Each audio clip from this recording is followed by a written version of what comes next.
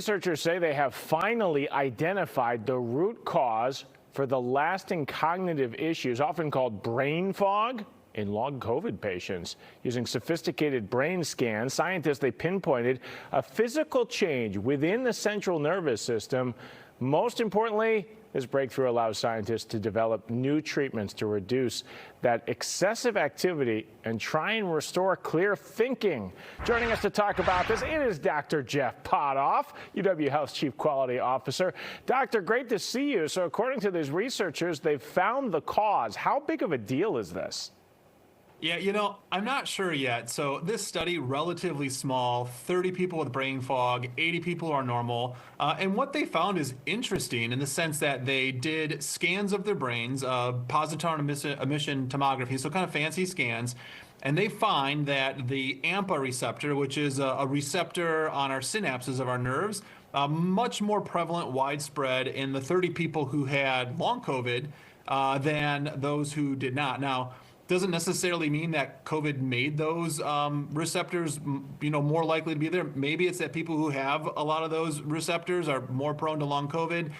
Maybe it's just a relationship that doesn't necessarily exist because there weren't a lot of people in the study. But it is a target for maybe further research to say, hey, is this, the start of something to understand why people have long COVID? I think it'll be a while before we see treatments that target this, because first we need to understand, is this actually the real deal, or what is this association that they found on these pictures? Yeah, more research needed. I think some people who have long COVID, the biggest thing they struggle with is people believing them, that their symptoms are a real thing. I mean, this gives those people some real validity, at least.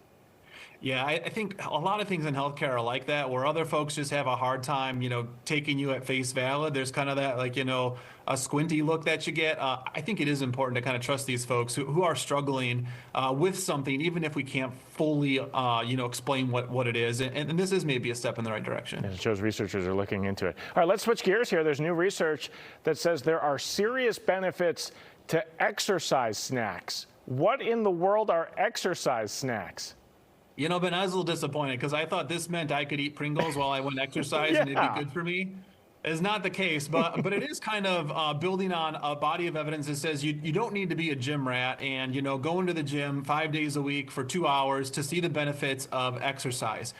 This looked at individuals who exercise at a pretty high level, so hard enough where maybe you wouldn't be able to talk to someone else, like climbing stairs, but they did it for a very short period of time, 5 minutes or less, 4 days a week. They did that for about 12 weeks, and they started to see some benefit. In younger people, they saw benefits in kind of cardiopulmonary capacity. That's good. In older folks, actually kind of like less muscle wasting or more muscle building up. So just further adds to that evidence that, any amount of physical activity that you can get in your busy schedule with all the other stuff you've got going on is going to have health benefits for you. And the number of people who don't exercise regularly, I'm one of them, about half the people in this country.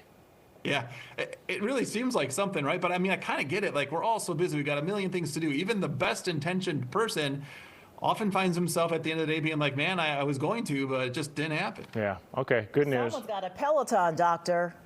Yeah. Okay. Don't call. She called me out. She's not even on camera. Dr. Jeff Pothof from UW Health. Appreciate your time.